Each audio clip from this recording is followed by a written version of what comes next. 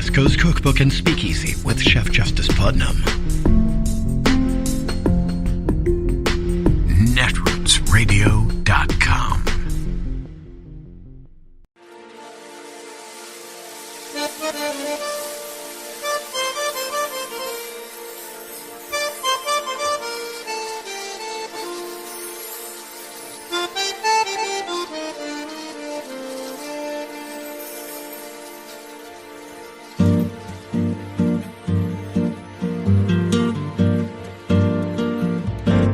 Je voudrais du soleil vert, des dentelles et des théères, des photos de bord de mer, dans mon jardin d'hiver. Je voudrais de la lumière, comme en Nouvelle-Angleterre. Je veux changer d'atmosphère, dans mon jardin d'hiver. Ma fleur sous la pluie de novembre, tes mains qui courent, je n'en peux plus de t'attendre. Les années passent, il est loin, là je tombe. Nul ne peut nous entendre. Je voudrais du Fred Astaire, revoir un latte. The problem that you have is they go into rooms, they won't let anybody near them. They wouldn't even let them in the same building. Did they drop anything into those piles? Or did they do it later? There's no chain of custody here with them. Special Master Judge Raymond Dearie is asking Donald Trump's lawyers to back up their claims that FBI agents planted some of the documents seized from Mar-a-Lago. Dearie also wants proof that Trump declassified the 100 or so classified documents he took by the box load to his Florida golf course. And, well, if you're the president of the United States, you can declassify just by saying it's declassified, even by thinking about it, because you're sending it to Mar-a-Lago or to wherever you're sending it. And there doesn't have to be a process. There can be a process, but there doesn't have to be. You're the president. You make that decision. So when you send it, it's declassified. What in the word salad with extra dressing is that? No doubt Judge Dearie will require something a bit more substantial than telepathy. He's given Trump until Friday to put up or shut up. Meanwhile, New York Attorney General Letitia James has filed a sweeping lawsuit accusing Trump, the Trump Organization, and 3 of his adult children of years of widespread fraud related to the family's business dealings, a move that could potentially cost Trump $250 million and his real estate empire. Joining me now, Trump's former attorney, Michael Cohen. He is also the host of the Mea Culpa podcast and author of the forthcoming book, Revenge, How Donald Trump Weaponized the DOJ Against His Critics. Michael, welcome back to the Sunday show. Jonathan, that was some opening that you have there, my friend. I mean, yes. Could you imagine? First he goes after the FBI. Then he turns around and he wants to use the Jedi mind trick. Declassify we do, right? I mean, this guy is out of his mind. He's really, truly lost it.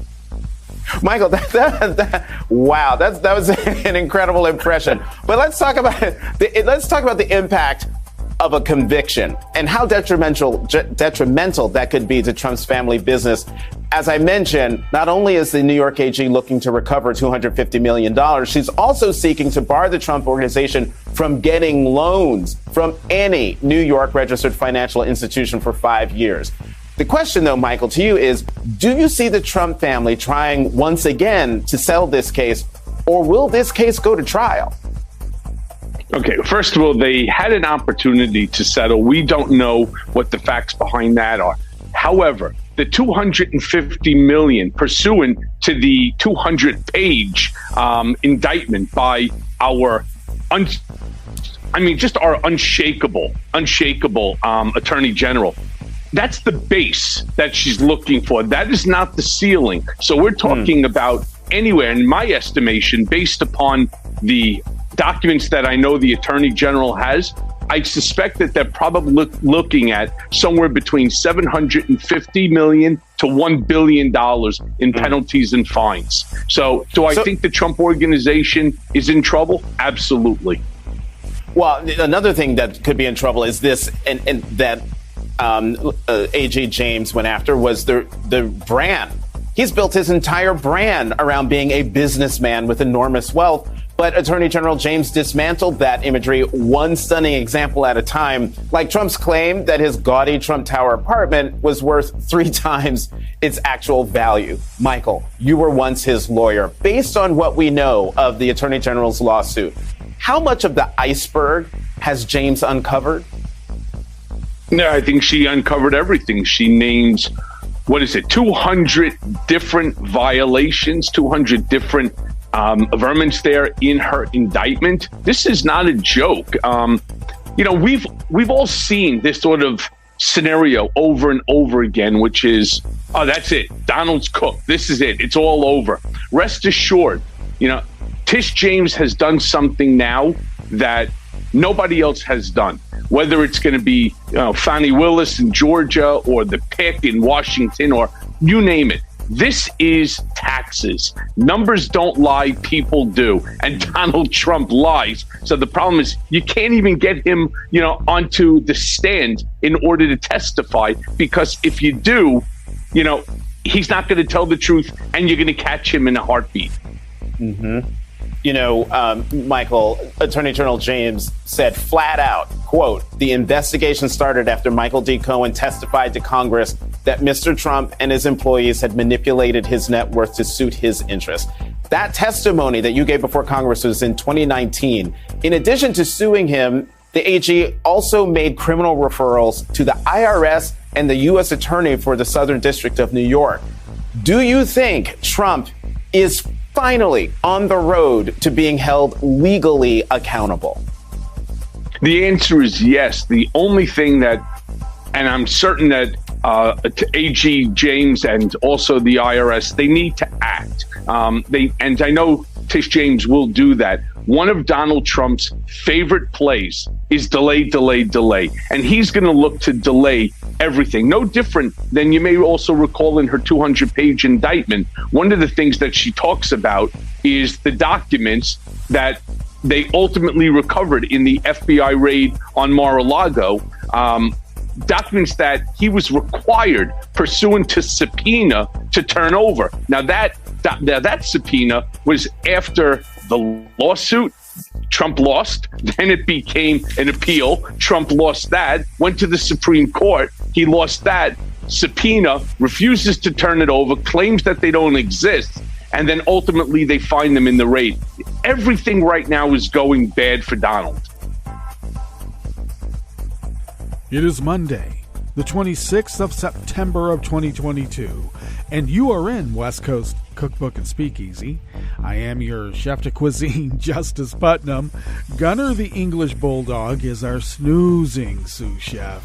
And our daily special is River City Hash Mondays. And we've had an extended weekend here at West Coast Cookbook and Speakeasy. Had to take a little bit of sick leave. And sorry about that. When we signed off on Wednesday, I had every intention of having a show on Thursday and, of course, Friday. But I was starting to feel bad at the beginning of last week. Bad being my knee, my left knee, where the torn ACL had happened. And I have a knee replacement tentatively scheduled sometime in the future. But I got a flare-up of either arthritis or I banged the bone on bone together. But I think it was the arthritis flaring up and getting all those little weird crystals inside the socket there. And is that what they call it? Anyway, the capsule. Yeah, the knee capsule. And it got quite swollen, and by Wednesday after the show, I started to do some post-production work, and it became increasingly uncomfortable, even just to sit. Every time I stuck my heel, there was a lot of pain. Or if I moved my foot.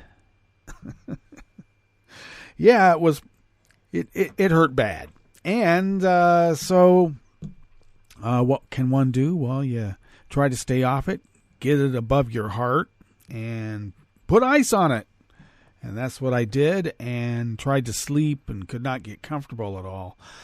But I could not even do the minimum, really, for the radio station, and I had to turn on the PV channel. But there's a lot of our programming that comes onto the PV channel that is not necessarily at the same time, but they're great friends, and we rely on them, and they help us out in other ways as well. So, sorry about that. Getting old is no fun. In fact, as I mentioned last week, in the few moments of conscious awareness, meaning I didn't really even get online very much. It was hard. There were a couple of times when I did, and I thought, wow, maybe I'm getting better. But then the waves of discomfort would pass over, and I'd have to get prone and get that knee above my heart again. But as I noted to a few friends online, that, if you're not careful, old age can kill you. We got to do something about that. And I thought I did. Oh, well. So the positive awareness of all this is that if we lived in another time, they just leave us on the side of the trail and let the bear or whatever get us. Ants. Can't move from ants. They'll just devour you in time. Usually the bear or some other, carnivore would find you and say, oh, we're just killing the herd. Yeah, we only get the old ones. So at least we don't have to worry about that. Now we just have to worry about young Nazi toughs thinking that they can take the world's rights away because all these old people are such squares. They like liberty, love, and happiness. We don't. We want to goose step on people's necks. Wow. All I know is that my son and grandkids aren't like that. What the hell happened? These people are not only crass, they're not only illiterate, they're really hostile, too. Really hostile. All right.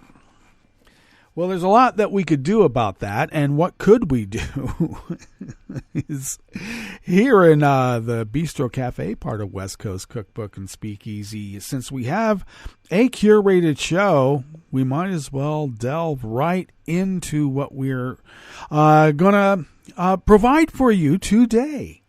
At the top, that was Michael Cohen basically saying that Jedi mind tricks don't work for declassification, and Donald Trump thinks they do. All right, he's not going to be able to Darth Vader his way out of this. He's not. On the rest of the menu, talking about Darth Vadering, Greg Abbott's otherworldly vow to eliminate all rapists to justify no exception abortion rings hollow in the real world of Texas sexual assault clinics. Staffing shortages and violence plague Oklahoma for-profit prisons, and I would say, well, what else is new? And an ex-Nevada deputy attorney general has been arrested for a 1972 homicide in Hawaii. And it looks like he might have been mobbed up back in the day, too. After the break, we move to the chef's table, where Iran's foreign ministry summoned Britain's ambassador to protest what it described as a hostile atmosphere created by London-based Farsi language media outlets. Reporting on that tragic young 22-year-old woman's death at the hands of the morality police. It's the messenger's fault. And a fire broke out at the world's biggest produce market in Paris. All that and more on West Coast Cookbook and Speakeasy. Bon appetit.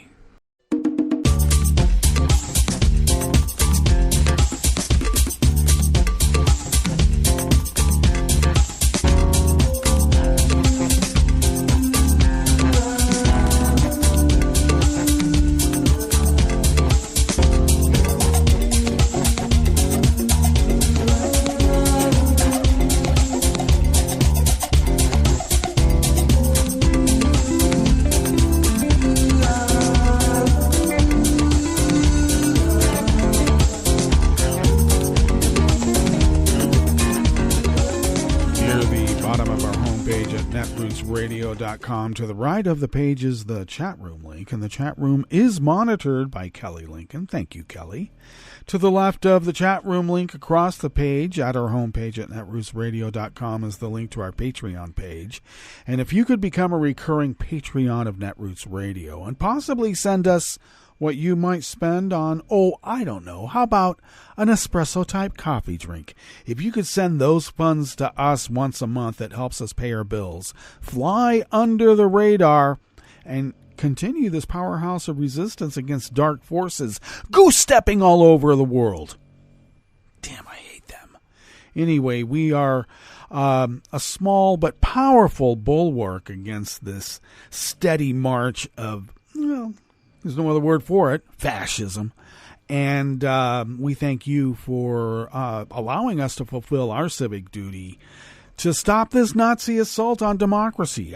There's no other way to put it, but thank you. If you would like to follow Netroots Radio on Twitter, you can do so at Netroots Radio. Thanks, Tom. Tom takes care of that. And he and Kelly take care of a lot more than those social media type things that they do. Thank you. You can also follow the show on Twitter at Cookbook West, pick up podcasts by way of Spreaker, Stitcher, TuneIn, iHeart, YouTube, iTunes, and you can also find the deep archive of the Netroots Radio Library over these many 11 years at the Internet Archive at archive.org. All right.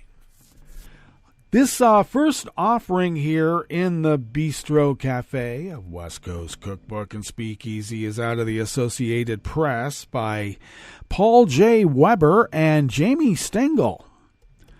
When Texas's new abortion law made no exceptions in cases of rape, Republican Governor Greg Abbott defended it with an assurance: Texas would get to work eliminating rapes.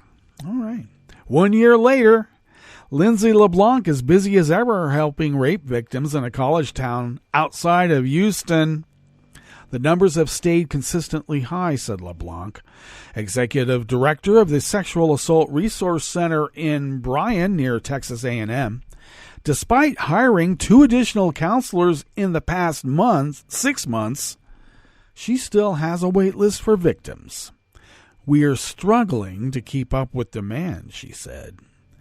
The constant caseloads in Texas are another example of how Republicans have struggled to defend zero-exception abortion bans that are unpopular in public polling, have caused an uproar in high-profile cases, and are inviting political risk heading into November's midterm elections. A year since the Texas law went into effect in September of 2021, at least a dozen states also have bans that make no exceptions in cases of rape or incest, and sometimes even the health of the mother. The absence of exceptions has caused divisions among Republicans, including in West Virginia, where a new law signed this month allows a brief window for rape and incest victims to obtain abortions only if they report to law enforcement first. Recently, South Carolina's Republicans scuttled the proposed ban after failing to get enough GOP support. I would also add, look how many rape kits they have from all those decades and decades and decades. Boy, they're really on it, aren't they? Yeah, they're going to help. It really disgusts me, said Republican South Carolina State Senator Katrina Shelley, ripping into her male colleagues on the floor of the state Senate. Republican U.S. Senator Lindsey Graham, also of South Carolina, allowed exceptions under the proposed national abortion ban he introduced last week. The proposal has virtually no chance of passing, with even GOP leaders not immediately backing it, reflecting how Republicans have broadly struggled to navigate the issue of abortion with voters since the U.S. Supreme Court overturned Roe v. Wade this summer. Overwhelming majorities of voters think their state should generally allow abortion in specific cases, including rape, incest, or if the health of the pregnant person is endangered. Even Republicans are seeing it as a line with some voters. Really? Some? It's a very gray issue, said Claudia Alcazar, the GOP chairwoman in Starr County along the Texas-Mexico border, that has become a new political battleground after Republicans made big gains with more conservative Hispanic voters in 2020. She said she knows there are those who are hardcore, never have abortion for any reason, period. And then I have other ones that are like, well, it depends. In Texas, the blowback was swift when Abbott said last September, Texas will work tirelessly to make sure that we eliminate all rapists from the streets. Critics called it detached from reality. A sexual assault hotline in Houston has answered almost 4,800 calls through August this year, putting it on track to exceed last year's volume of 4,843.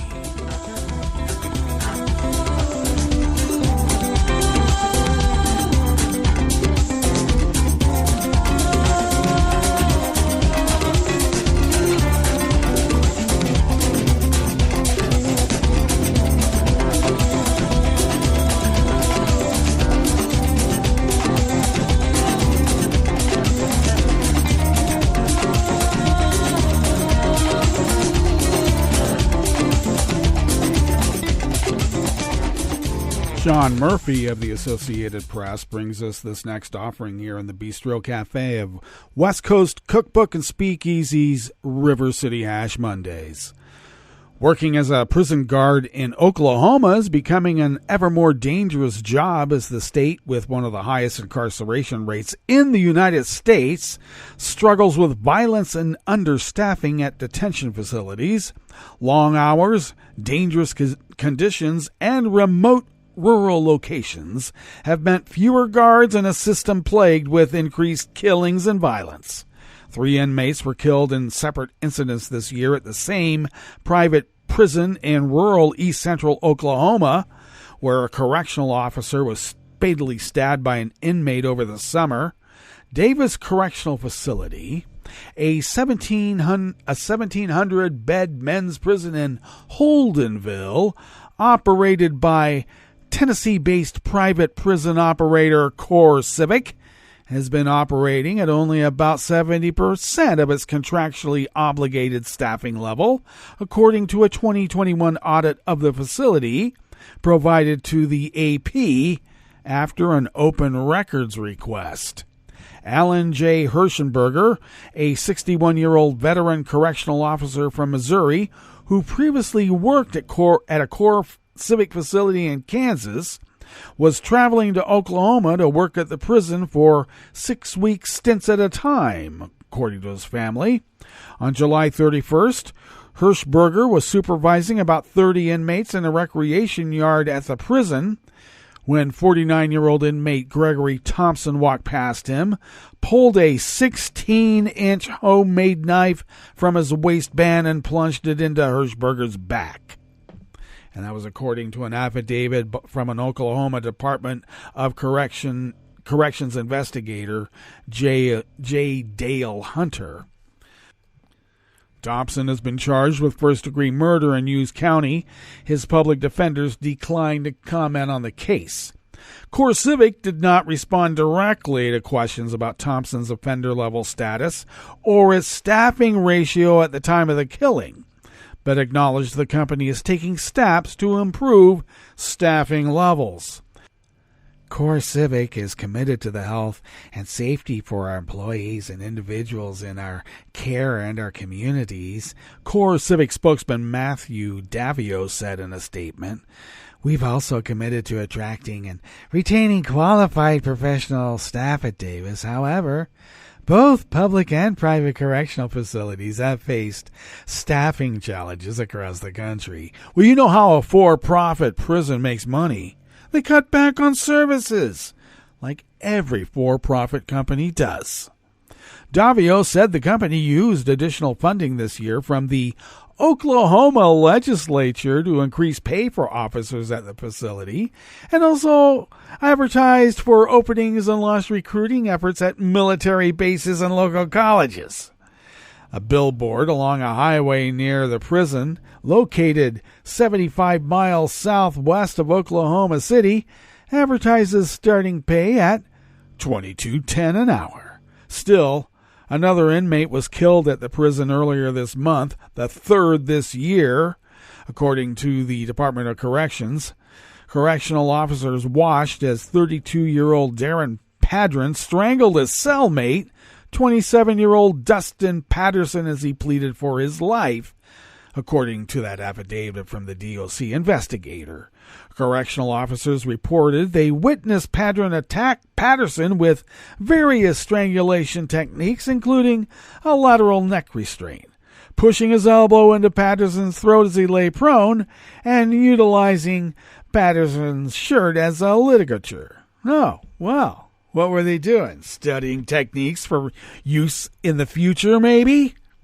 The officers told DOC investigators that Padron refused to comply with verbal directives and continued to strangle Patterson, even after multiple deployments of pepper spray.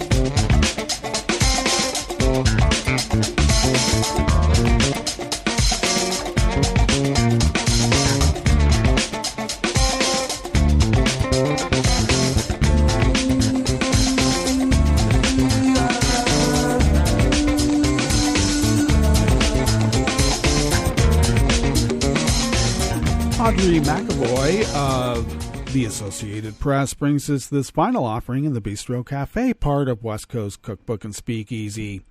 A Hawaii grand jury on Friday indicted a former Deputy Nevada Attorney General on charges of second-degree murder in connection with the 50-year-old cold case of a Honolulu woman killed in 1972.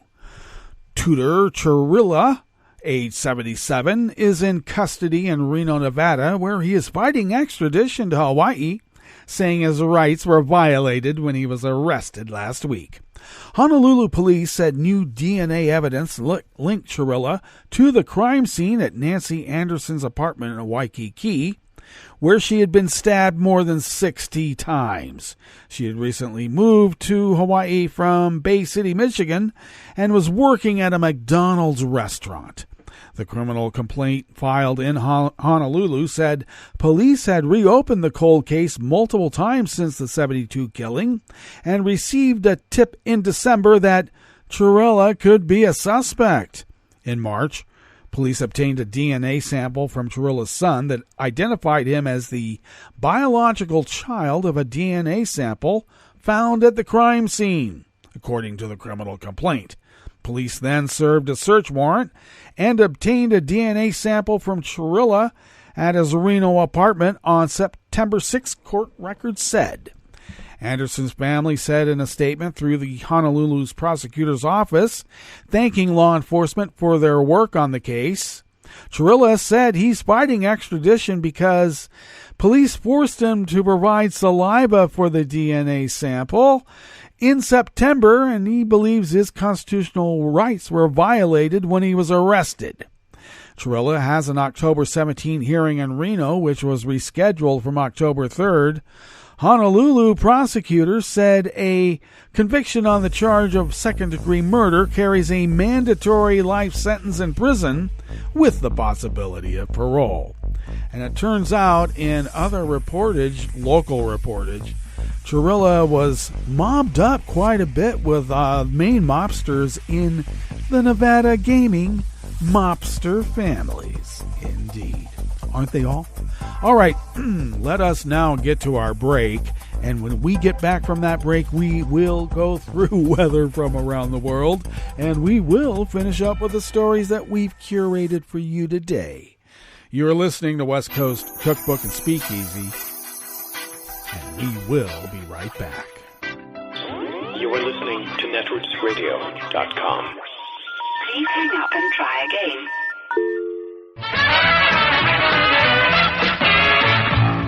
From a point at sea to the circles of your mind, a new force is at work for planetary transformation.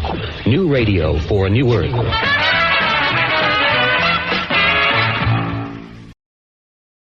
This is Take Two Movie Review. I'm Clinton Johnston. This week, Who Fun It? Mysteries are great, and really great whodunits are a joy. The challenge today is we done it so many times, it's hard to do it well. Kind of like your marriage. The genre depends so much on suspense and surprise that even less so than in other genres, it suffers with familiarity, which is how we get films like See How They Run, written by Mark Chappell, his second produced feature, and directed by Tom George, his first. Not that See How They Run suffers from any deficiencies. Let me explain. It takes place in 1953 London on the 100th performance of Agatha Christie's famous theatrical whodunit, The Mousetrap, with most of the film's characters being connected with the play. Thus, we're set up for numerous in-jokes about The Mousetrap in particular, and Christie mysteries in general, with some meta-mystery movie-making humor sprinkled in. So, while See How They Run does give us a murder to be solved, it's with a lot of nudge-nudge, wink-wink, we all know how these things go. The presentation, however, makes it work. First off, most of these actors, most of them heavy hitters, look like they're having fun. I mean, Adrian Brody and Harris Dickinson give two different flavors of delightfully slimy. David Oyelowo is delicious, and I didn't even know Saoirse Ronan could do comedy. I mean, Sam Rockwell's back with a character who's unpleasant but redeemed, but at least it's not another racist. Most notably, though, George and crew make tight, light work of a script heavy on wit, with a combination of Ritchie-like abrupt cuts and Anderson-like carefully constructed 2- or 3-person mid-shots, mostly still with just a little bit of crucial movement, successfully for comic effect. The movie keeps a nice pace, plus there's split screen, which, I'll admit, I love, adding to a fun visual vocabulary. And that's the key word for See How They Run. If you want a hardcore whodunit, which, like I said, is a joy, see Knives Out. But I don't know how you've done it or what's been done to you lately, but I could use a little fun right now. This has been Take Two Movie Review. I'm Clinton Johnston. Catch up with us at TakeTwoMovieReview.com and feed us back on our channel on YouTube.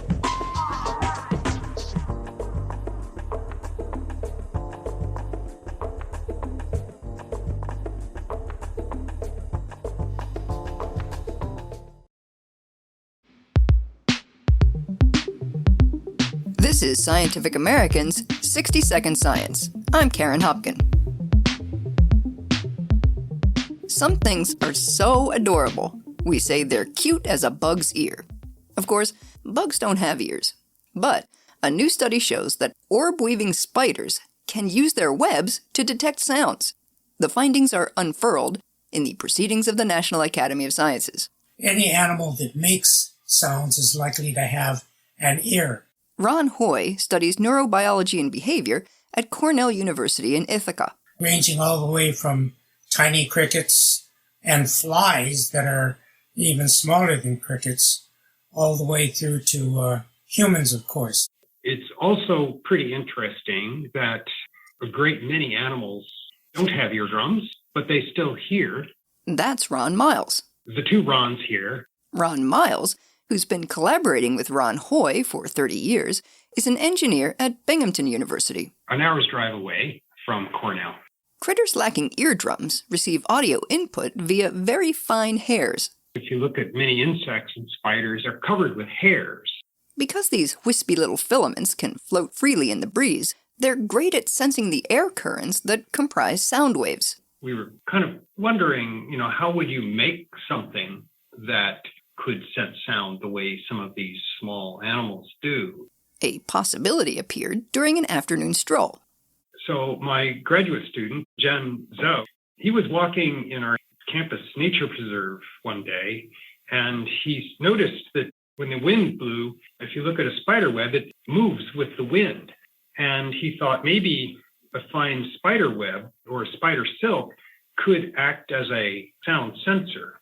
To find out, the researchers coaxed a spider into giving them a bit of silk.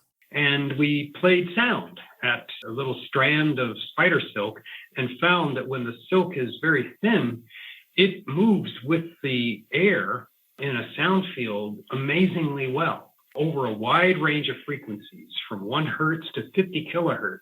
So we knew then that spider silk was sort of an ideal sound sensor.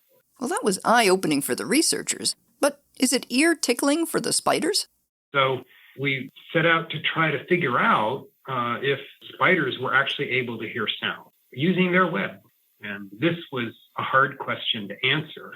For one thing, they had to find a way to get a whole web into the special soundproof chamber in the basement of the lab building. You know, spider webs are very delicate. You can't go out in the woods and find a spider web and grab it and take it home. Especially those made by the industrious orb weavers, spiders like the title character in Charlotte's Web.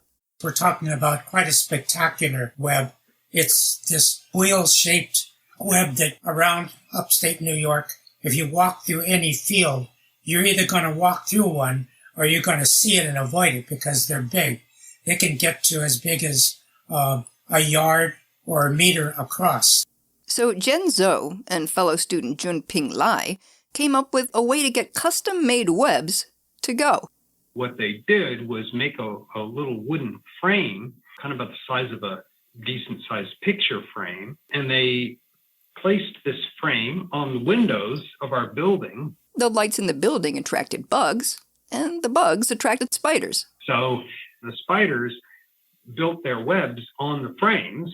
Then, in the morning, my students would go and collect the frames and basically hijack the spiders and take them over and put the frame in the chamber intact.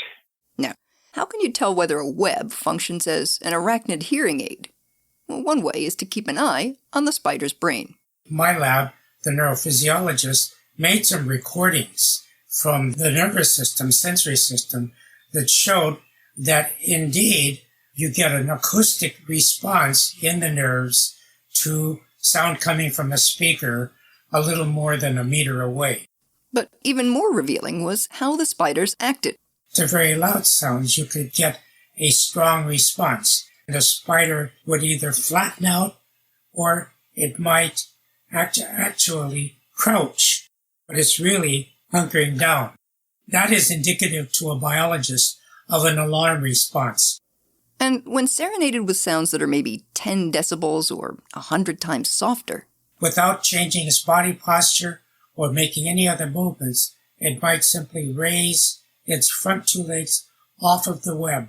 That leg lift, says Hoy, is a spider's way of maybe putting out 2 more sensors out there to see what's coming. We don't know that yet, but that response to a very soft stimulus might be simply the spider's reaction to, I know something's out there, I heard it, but I need more information. So that's essentially the demonstration that was needed to show the spiders can hear sound. This filamentous approach to acoustics could someday change the way we make microphones and put a whole new spin on webcasting. For Scientific American's 60-Second Science, I'm Karen Hopkin.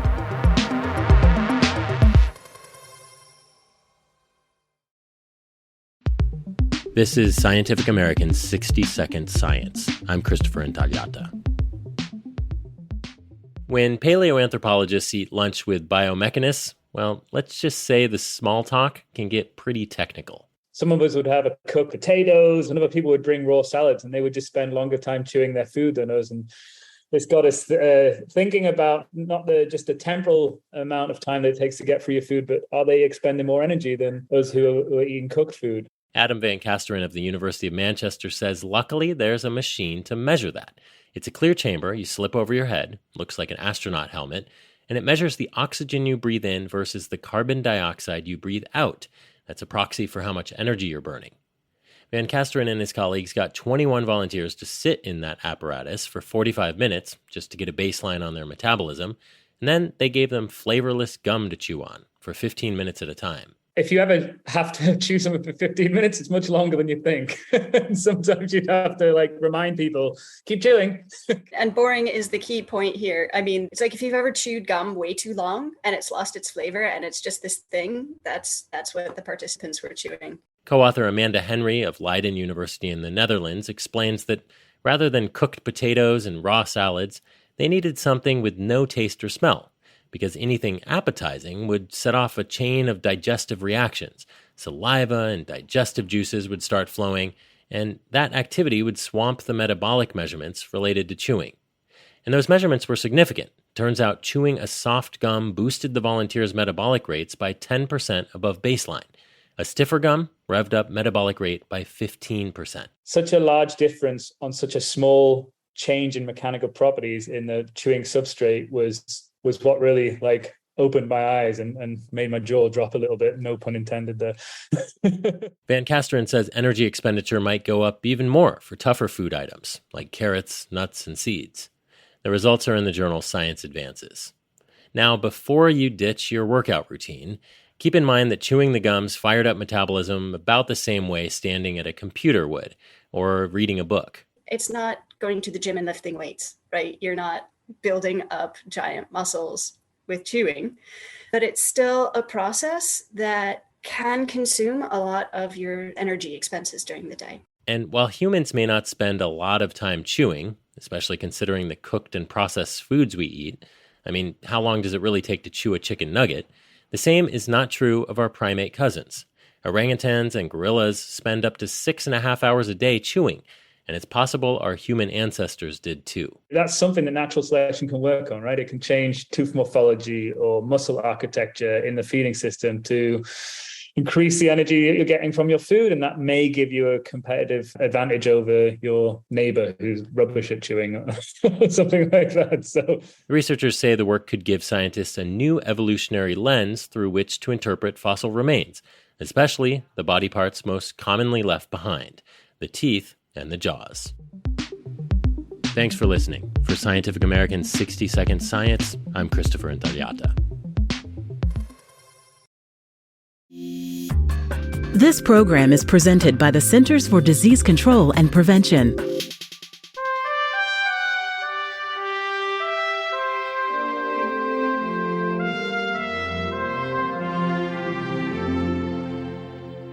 Welcome to A Cup of Health with CDC, a weekly feature of the MMWR, the Morbidity and Mortality Weekly Report. I'm your host, Dr. Kathleen Dooling. Occasional aches and pains are an expected part of life, but for many people, pain is a constant companion. Dr. Chad Helmick is with CDC's National Center for Chronic Disease Prevention and Health Promotion. He's joining us today to discuss ways to manage chronic pain. Welcome to the show, Chad. Thank you. Chad, how many people in the U.S. suffer from chronic pain? In 2016, 50 million adults had chronic pain, which is pain on most or every day in the past 6 months. More interesting, though, is that 20 million people have high-impact chronic pain, which is chronic pain that also limits their work or life activities on most or every day in the past 6 months. This is a problem because chronic pain is associated not only with symptoms, but with anxiety and depression, reduced quality of life, and the risk of opioid problems. What are the most common causes of chronic pain?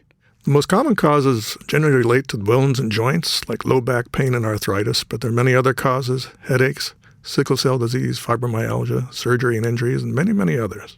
Is chronic pain more common in any particular group of people? Yes, it occurs at all ages, but it's more common in older middle-aged adults and in the oldest old, 85 and older.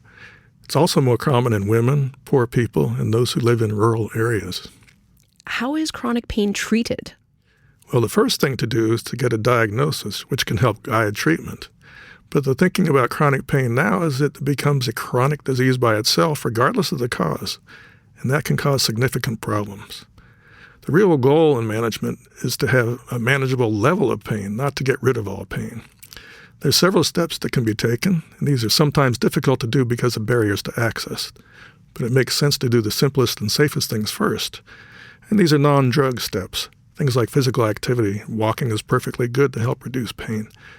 Also, self-management education can give you some confidence in managing chronic pain when you're on your own.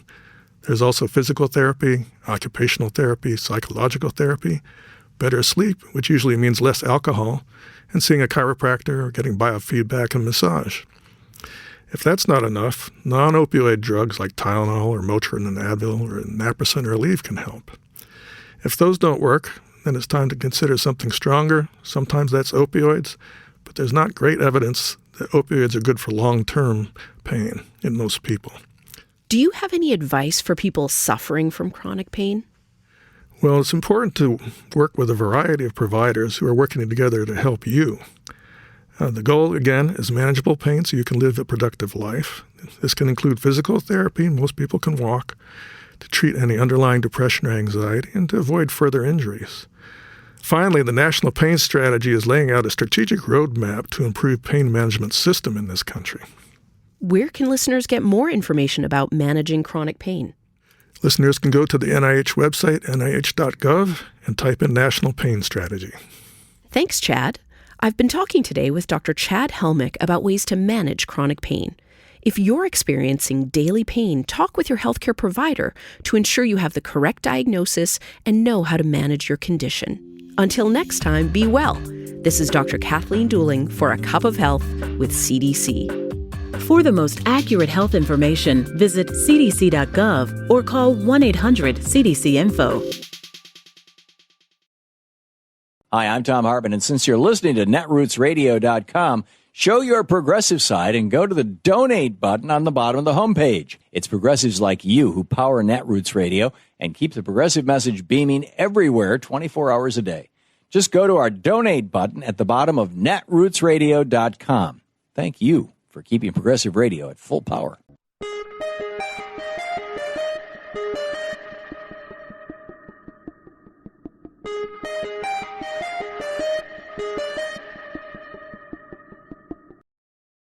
Make sure you're registered to vote. Go to rockthevote.org.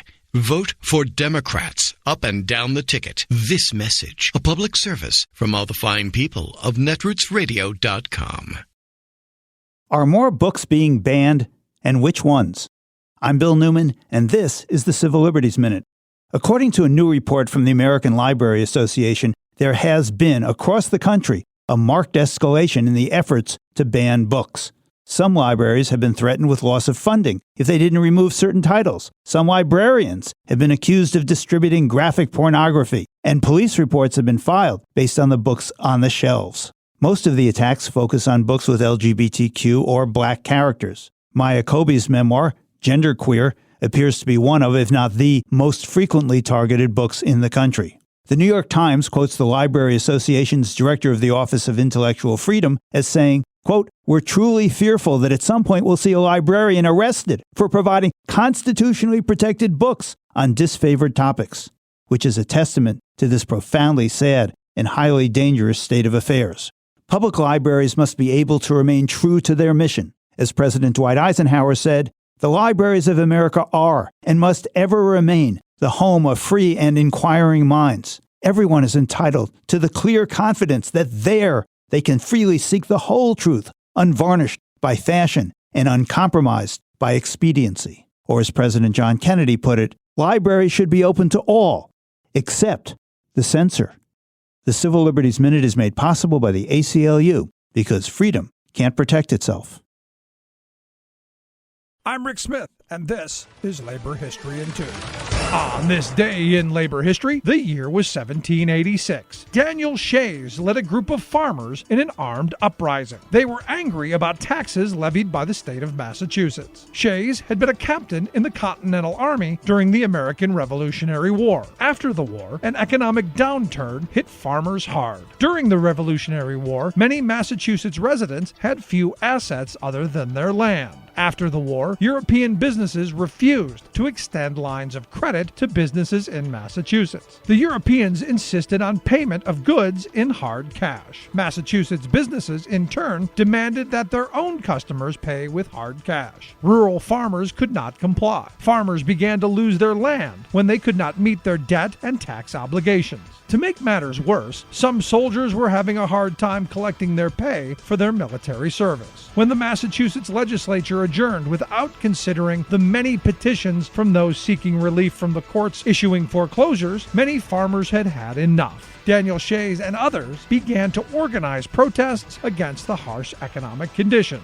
Daniel Shays and others ended up in court for non-payment of debts. That led Shays and the other farmers in the armed uprising. The rebels shut down the courts. In turn, the Massachusetts legislature passed harsh measures to try and quell the protests. They issued a resolution which allowed authorities to keep people in jail without a trial. Eventually, militia forces suppressed the 4,000 rebels. Some protesters were pardoned. A few escaped to nearby states, with 2 being sentenced to death by hanging. Daniel Shay hid in the Vermont woods until he was later pardoned. Even before the Industrial Revolution that gave rise to labor unions, agricultural workers faced many hardships. And this is another example of them banding together to fight for change.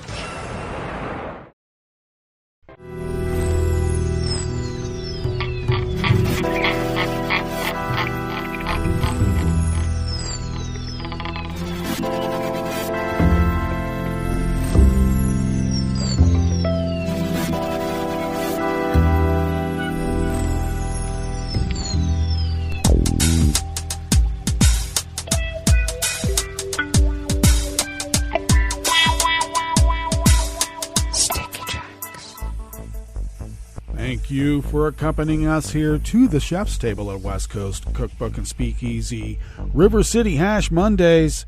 We always begin weather from around the world along the banks of the Rogue River, in the Rogue River Valley of Southern Oregon and the west coast of the continental United States of America, where it is currently 54 degrees Fahrenheit, expecting highs in the low to mid-90s. Plentiful sunshine throughout the day. Winds will be light and variable. Clear skies overnight with lows in the mid to upper 50s. Winds will remain light and variable. And except for a few afternoon clouds, tomorrow will be mainly sunny with a somewhat precipitous drop in temperature. We should only be in the mid 80s. We'll see how that fares. It might be a tad warmer than that. Ragweed pollen is rated high right outside the window in Rogue River proper. The air quality index for the Rogue River Valley region is good at 31 parts per million, and our daytime UV index is in the fall range of moderate at level 5. Barometric pressure is holding steady at 30.01 inches. Visibility is up to 9 miles. And relative humidity is at 91%. Weather from around the world is brought to you by a crowd of crowdsourced weather stations that a crowd crowdsources from around the world, and that's why they are the Weather Underground. London is 55 degrees and cloudy. Paris is 56 with a rain shower. Rome is 70 degrees and mostly cloudy. Kyiv is 58 and cloudy. Kabul is 65 and clear. Hong Kong is 84 and fair. Tokyo is 70 degrees and clear. Sydney, Australia is 60 and partly cloudy. San Francisco, California is 56 cloudy with a small craft wind advisory on the bay and offshore. And New York, New York is 68 degrees Fahrenheit and sunny, with its own small craft wind advisory, so do take care. And that is weather from around the world, brought to you by a crowd of crowdsourced weather stations that a crowd crowdsources from around the world.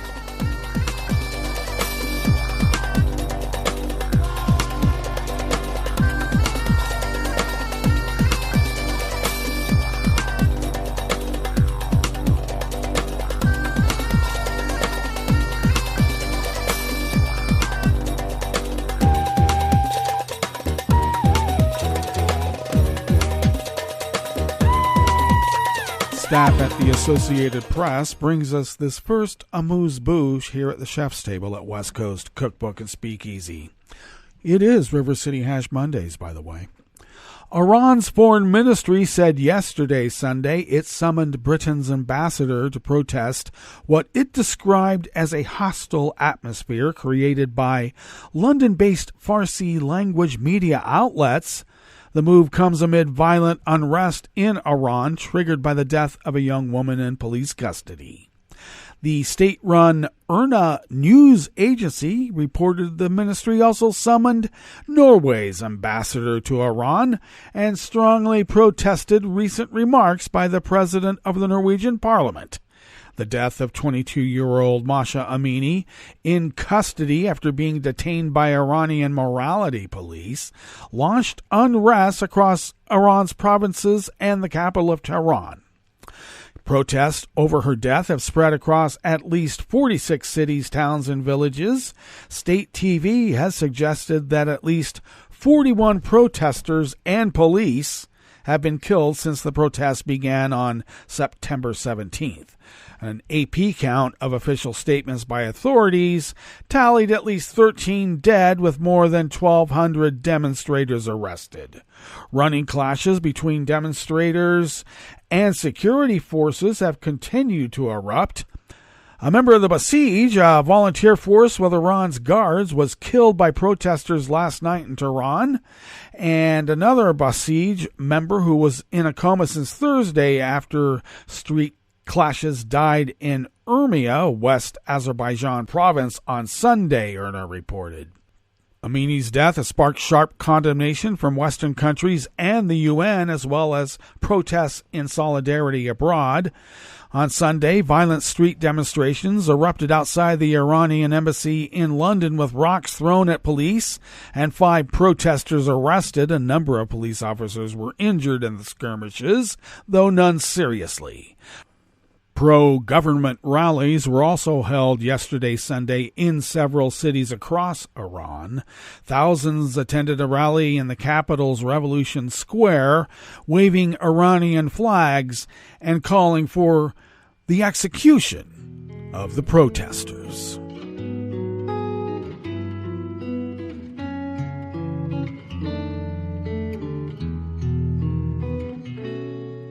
Je te donne ce mon amour pour la vie entière, la promesse de me trouver à tes genoux. Aussitôt que tu m'appelles, rester toujours fidèle, c'est tout, c'est tout. Je te donne tous mes printemps, mes étés de mer, mes automnes quand les feuilles tombent partout. Si ce n'est pas une bonne affaire, je te donne tous mes hivers. Even more Associated Press staff bring us this final amuse-bouche here at the chef's table at West Coast Cookbook and Speakeasy.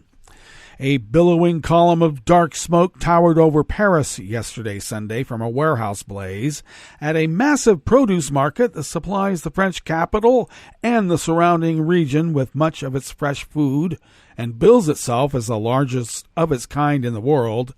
Firefighters urged people to stay away from the area in Paris's southern suburbs as 100 officers and 30 fire engines battled the blaze at the Rungi International Market. Captain Marc Lamont, a spokesman for the Paris Fire Service, said no one was injured. The fire was brought under control and there was no risk of it spreading from the soccer field-sized warehouse covering an area of 1.7 acres. The cause of the blaze was unknown, but will be investigated, he said. The sprawling wholesale market is a veritable town unto itself, with more than 12,000 people working there, and warehouses filled with fruit and vegetables, seafood, meats, dairy products, and flowers from across France and around the world. And it is massive, and they got everything. All right, well, that brings us to the end of our broadcast period for the day, but you do know Netroots Radio broadcasts on, and we will meet up here tomorrow. Even though I'm still on the mend, we're going to meet here tomorrow for Tarrytown Chowder Tuesdays. So do stay tuned to Netroots Radio all day and all night for all the breaking news as it breaks. And we will meet up here tomorrow, right here, in West Coast Cookbook and Speakeasy. Bon appetit.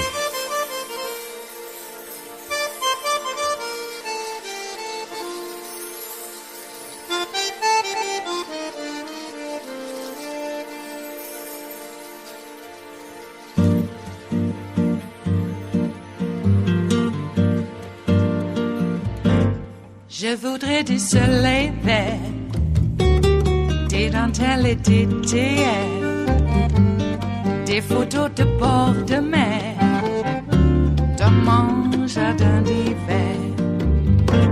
Je voudrais de la lumière, comme en Nouvelle-Angleterre. Je veux changer d'atmosphère, dans mon jardin d'hiver. Ma robe à fleurs, sous la pluie de novembre, tes mains qui courent, je n'en peux plus de t'attendre. Les années passent, il est loin, là je tombe. Nul ne peut nous entendre. Je voudrais du Fred Astaire, revoir un latte Goël. Je voudrais toujours te plaire dans mon jardin d'hiver. Je veux déjeuner par terre, comme au long de golfe clair, t'embrasser les yeux ouverts dans mon jardin d'hiver.